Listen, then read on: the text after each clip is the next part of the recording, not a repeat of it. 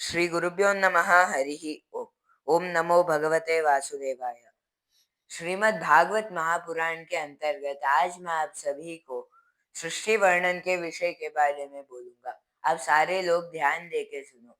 पिछले भाग में हमने जाना था कि कैसे किस किस देवताओं की आराधना करने से क्या क्या फल प्राप्त होते हैं, और उसी के साथ सृष्टि वर्णन के बारे में परीक्षित जी ने क्या क्या प्रश्न पूछे थे, और श्री सुखदेव जी ने कैसे भागवत कथा की प्रारंभ की थी, उन्होंने क्या स्तुति की थी। और उसी के साथ हमने एक और चीज भी जाना था। जब वह स्तुति के आखिर में थे तब उन्होंने बोला था कि ब्रह्म जी से नारद जी ने सृष्टि वर्णन के बारे में पूर्व काल में प्रश्न पूछे थे, और ब्रह्म जी ने सटीक तरीके से उन्हें उसके बारे में उत्तर भी दिया था, और उसी से सृष्टि वर्णन का भी प्रारंभ होता है। इसीलिए आज हम लोग उस सृष्टि वर्णन के बारे में जानेंगे। इसीलिए तुम सारे लोग ध्यान दे के सुनो। पूर्व काल में यानी कि सृष्टि के प्रारंभ में ब्रह्म जी जब मानस पुत्रों के उत्पत्ति कर रहे थे, तब उसी समय नारद जी को भी उन्होंने उत्पत्ति की थी। और तब उद्भव होने के बाद नारद जी ने पहले बात पे अपने पिता ब्रह्मदेव जी से ऐसे प्रश्न पूछे।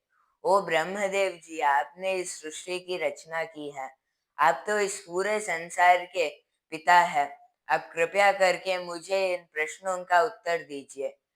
इस पूरे संसार के लक्षण क्या है, इस पूरी सृष्टि की लक्षण क्या है, इस पूरे सृष्टि को किसके ऊपर आधारित किया गया है, आपका कोई स्वामी है क्या जिसके आधार पर आपने इस पूरे संसार की सृष्टि की है। इस पूरे संसार को इस पूरा संसार किसके अधीन में रहता है, आप कृपया करके मुझे यह बोलिए। उसी के साथ आप कृपया करके मुझे इस पूरे सृष्टि के बारे में थोड़ा ज्ञान दीजिए, जिससे मुझे आसानी हो इस संसार में रहने के लिए, इस संसार में जीने के लिए। ओ ब्रह्मदेव जी, आप मेरे पिता हैं, आपने इस पूरे संसार की सृष्टि की है। आप कृपया करके मुझे यह बोलिए कि सृष्टि को आपने कैसे उद्भव किया है, आपने इसकी रचना कैसे की, आपको इसकी रचना करने का ज्ञान कहाँ से प्राप्त हुआ। आप कृपया करके मुझे ये सारे चीजें बताइए, क्योंकि जब अब एक मकड़ी अपने ज्वाला से जाल बनाते हुए चारों ओर घूमता है, तब वह थोड़ी ही देर में बहुत बड़ा जाल बना देता है। वैसे यह सृष्टि किस पुरुष से निकलकर बाहर आई है, जिससे हम इतने सुंदर रूप से देख सकते हैं। आप कृपया करके मुझे यह बोलिए। ऐसे पूछने पर ब्रह्मदेव जी भी बिना अहंकार किए, बिना कोई व्यामोह किए नारद जी से ऐसे बोलना प्रारंभ करते हैं। ओ नारद, तुमने जो प्रश्न पूछा है यह बहुत ही सटीक और उत्तम प्रश्न है। इसके उत्तर सुनो। तुम्हारे प्रश्न तो लोक कल्याण के लिए ही पूछे गए हैं, और पहली बात पे इस सृष्टि की रचना मेरे द्वारा उन परमात्मा श्री महाविष्णु ने किया है। जब उन्हें सृष्टि करने की इच्छा हुई थी, जब उन्हें एक से विभिन्न रूप धारण करने की इच्छा हुई थी, तब उन्होंने सकारात्मक रूप लेकर मुझे सृष्टि की थी। और मुझे सृष्टि करके उन्होंने पहली बात पे मुझे उपदेश किया था कि तुम ऐसे सृष्टि करो जिससे मेरी इच्छा भी पूर्ण हो सके। ऐसे बोलकर उन्होंने मुझे उपदेश दिया था, और उस उपदेश से मैं इस पूरे ब्रह्मांड की सृष्टि की थी। मेरी पूर्व जन्म स्मृति को उन्होंने ही मुझे याद दिलाया था, जिससे मैंने इस पूरे संसार की सृष्टि इतने खूबसूरत तरीके से किया है। ओ नारद, तुम ध्यान दे के सुनो। अगर कोई भी पुरुष अपने किए हुए कर्मों में मैंने किया है, इसका कारणभूत मैं ही हूँ, इसे मैंने ही किया है, यह मैं ही हूँ, ऐसे अहंकार करेगा तो वह शीघ्र ही पतन हो जाएगा।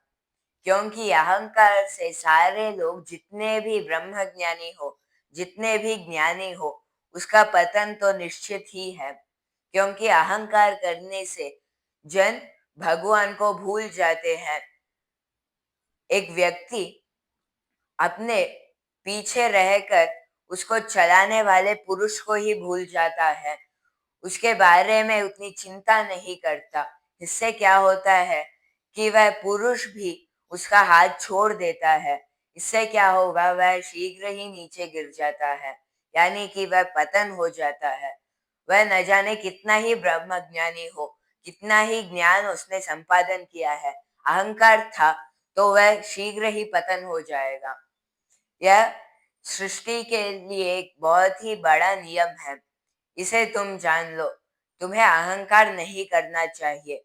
किसी भी चीज पर अगर तुमने किया है तो उसे ब्रह्मार्पणम या श्री कृष्ण को दे दो, श्री कृष्ण को अर्पण कर दो, श्री महाविष्णु को अर्पण कर दो। अहंकार मत करो। इससे क्या होगा, तुम्हें उत्तम गति प्राप्त हो सकती है।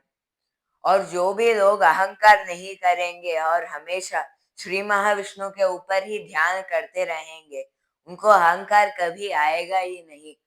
वह शीघ्र ही ऊर्ध्व लोकों को जा सकते हैं। नारद, तुमने एक और बात पूछा था कि मेरे स्वामी कौन है। मेरे स्वामी वही है जिन्होंने मुझे उत्पत्ति करके मुझे उपदेश किया था कि इस पूरे संसार की रचना करो, और वह कोई नहीं बल्कि श्री महाविष्णु ही थे। श्री महाविष्णु ने ही मुझे उपदेश किया था, उन्होंने ही मुझे जन्म दिया था। वही मेरे पिता है, वही इस पूरे संसार के पिता है। और वह तुम्हें पितामह के रूप में भी तुम जान सकते हो। तुम उनके ऊपर ही भक्ति रखो, उनके ऊपर ही श्रद्धा रखो।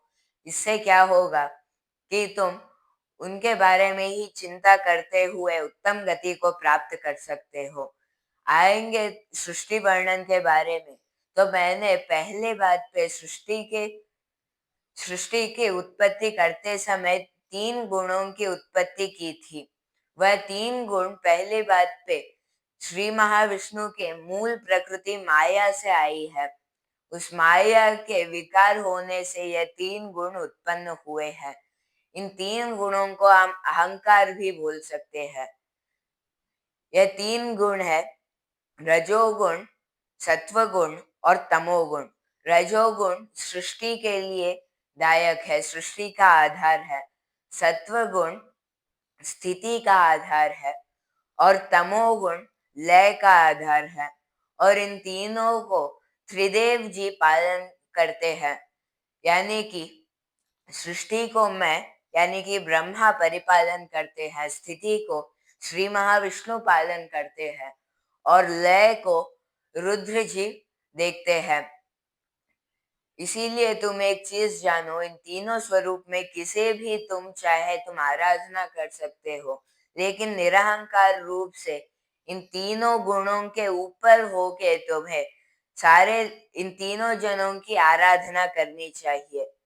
वह तुम्हारी मर्जी है कि तुम जिस भी पुरुष को चाहिए, जिस भी देवता को चाहिए तुम आराधन कर सकते हो, लेकिन गुणों के बारे में तुम्हें अवगाहन रहना चाहिए। रजोगुण और तमोगुण से तुम्हें मुक्ति प्राप्त होना बहुत ही कष्टदायक होगा और तुम्हें सत्व गुण से ही तुम्हें मोक्ष की प्राप्ति हो सकती है। इसीलिए मैं कहता हूँ कि सत्व गुण तुम्हारे लिए बहुत ही अच्छा रहेगा अगर तुम मुक्ति चाहते हो तो। और एक चीज और ग्रहण करो, श्री महाविष्णु ने जब इस पूरे संसार की सृष्टि करनी चाही थी, तब वह निराकार रूप से साकार रूप में उत्पत्ति हुए थे। वहां से उन्होंने श्री महाविष्णु के रूप में उत्पत्ति की और उसके बाद उन्होंने मुझे उत्पत्ति की और मुझे यह उपदेश दिया कि तुम जाके तुम्हारे पूर्व जन्म में जैसे तुमने सृष्टि की थी वैसे ही इस बार भी फिर से सृष्टि करो। ऐसे बोल के उन्होंने मुझे उपदेश दिया था और इससे आज मैं सृष्टि को परिपूर्ण रूप से उद्भव किया है और इससे मैंने अब प्रजापतियों को भी उद्भव करके सृष्टि को आगे बढ़ाया है। वैसे ही सारे लोग तीनों गुणों को आधारित करके सृष्टि को आगे बढ़ाते हुए श्री महाविष्णु के अंदर ध्यान करना चाहिए। उन लोगों को श्री महाविष्णु के अंदर भक्ति, श्रद्धा तथा ध्यान करते हुए उनके बारे में ही चिंतन और मनन करना चाहिए। इससे क्या होगा, उन्हें मुक्ति शीघ्र में ही मिल सकती है। रजोगुण, तमोगुण और सत्वगुण, इन तीनों गुणों को अहंकार भी बोला जा सकता है। पहले मूल प्रकृति से यह अहंकार उद्भव होते हैं और उसके बाद महातत्व उद्भव होता है। या हम बोल सकते हैं अहंकार और महातत्व दोनों एक बार में ही उत्पन्न हुए हैं। तब उन तीनों में से हम अहंकार में 3 विभाजन देखते हैं और वह है वैकारिक, तामसिक और तेजस अहंकार। इन तीनों अहंकार की विकारित हुई है और इन तीनों अहंकारों से इस पूरे सृष्टि आगे बढ़ रही है। वैकारिक अहंकार से सारे देवता उत्पन्न हुए हैं। तामसिक अहंकार से यह पूरे पंच महाभूत और तन्मात्राएं उत्पन्न हुई है। और फिर तेजस अहंकार से यह पूरे ज्ञानेंद्रिय तथा कर्मेंद्रिय तथा मन का उत्पत्ति हुई है। पहले बात पे आए तो तामसिक अहंकार के विकार होने से पहले आकाश की उत्पत्ति हुई थी। आकाश के बाद फिर वायु की उत्पत्ति, वायु के बाद तेज की, तेज के बाद पानी की यानी कि जल की, जल के बाद आके धरा यानी कि धरती की उत्पत्ति हुई है। और उनके तन्मात्राएं ऐसी है शब्द, शब्द, स्पर्श, रूप, रस, गंध। इन पांचों महाभूतों को यह 5 तन्मात्रा आती है। और उसी के साथ वैकारिक अहंकार जब विकार में आता है तब मन और सारे 10 इंद्रियों के अधिपति की उत्पत्ति हुई है और वह विष्णु, अग्नि, अश्विनी देवता आदि इत्यादि देवताओं की उत्पत्ति हुई है। उसी के साथ और उसके बाद तेजस अहंकार से सारे 5 ज्ञानेंद्रिय और 5 कर्मेंद्रिय यानी कि आंख, नाक, कान, जिह्वा, त्वचा, हाथ, पैर, मूत्रेंद्रिय, मलेंद्रिय और यहाँ तक पैर, यह सारे उत्पत्ति हुई है। मन की उत्पत्ति हुई है। नारद, तुम एक चीज जानो, इन सारे चीजों के आधारण करके तुम्हें हमेशा अपने इस देह को आगे रखकर तुम इस देह के साथ ही श्री महाविष्णु की ध्यान करनी चाहिए, क्योंकि इस देह से ही तुम श्री महाविष्णु की ध्यान कर सकते हो। अगर तुम एक साकार रूप में हो तो किसी भी चीज को तुम अपने मन के अंदर आलोचन करके देख सकते हो। इसीलिए तुम्हें मुक्ति चाहिए तो शरीर बहुत ही मूल्यता प्राप्त होती है, शरीर का बहुत ही मूल्य बढ़ जाता है।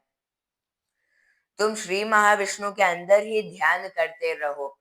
सृष्टि के बारे में इतना ही मैं वर्णन कर सकता हूँ, क्योंकि मैंने इतनी ही सृष्टि की है। यहाँ से पूरा सृष्टि आगे बढ़ते जाता है।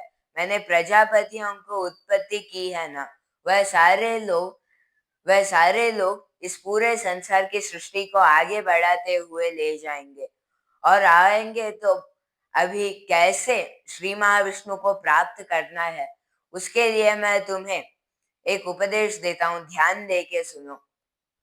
तुम्हें श्री महाविष्णु पर हमेशा भक्ति रखनी चाहिए। उसके लिए तुम उनके ऊपर ध्यान भी कर सकते हो, उनके विराट स्वरूप की ध्यान कर सकते हो, उनके नाम का जप कर सकते हो। उनके बारे में कहीं पर भी कीर्तन हो रहा है तो तुम उसे श्रवण कर सकते हो, तुम कीर्तन कर सकते हो। और उस ध्यान विधि में आए तो तुम्हें उनके विराट स्वरूप को ध्यान करना चाहते हो तो तुम्हें पहली बात पे उनके विराट स्वरूप के पैरों से लेकर कटी प्रदेश तक सारे तल यानी कि अधोलोकों को देखना चाहिए, यानी कि अतल, वितल, सुतल, तलातल, रसातल, महातल, पाताल। इन सातों लोकों को तुम कटी प्रदेश से नीचे यानी कि पैरों के भाग में देखना चाहिए। कटी प्रदेश को तुम्हें भूमंडल के जैसे देखना चाहिए। नाभि को आकाश के रूप में और हृदय से लेकर मस्तक तक तुम्हें सारे ऊर्ध्व लोकों को देखना चाहिए, यानी कि भूअर लोक, स्वर्ग लोक, जन लोक, तप लोक, महलोक और सत्य लोक। इन सारे लोगों को तुम नाभि से लेकर सिर तक देखना चाहिए। उनके विविध अंगों को विविध देवताओं के रूप में स्मरण करना चाहिए। उनके एक एक अंग को तुम्हें ध्यान से देखना चाहिए, क्योंकि उनका एक एक अंग इतना शोभायमान होता है कि उनका एक एक अंग भी इस पूरे ब्रह्मांड को व्याप्त कर सकता है। इसीलिए नारद, तुम्हें मुक्ति चाहिए तो किसी भी कार्यों में तुम एक चीज कर सकते हो, और मैंने तुम्हारे पूछे गए सारे प्रश्नों के उत्तर भी दे दी है। तुम इन सारे चीजों को ही तुमने पूछा था, इसीलिए मैंने तुम्हें इन सारे सृष्टि वर्णन के बारे में बोला है। दोस्तों, यहाँ तक श्री सुखदेव जी ने ब्रह्म तथा नारद जी के संवाद के अंतर्गत हमें सृष्टि वर्णन के बारे में बोला है। अब हम अगले भाग में यह जानेंगे कि विराट स्वरूप की विभूतियां क्या होती है, उनके स्मरणार्थ चिन्ह क्या होते हैं। इन्हें हम अगले भाग में जानेंगे। धन्यवाद। ओम नमो भगवते वासुदेवाय।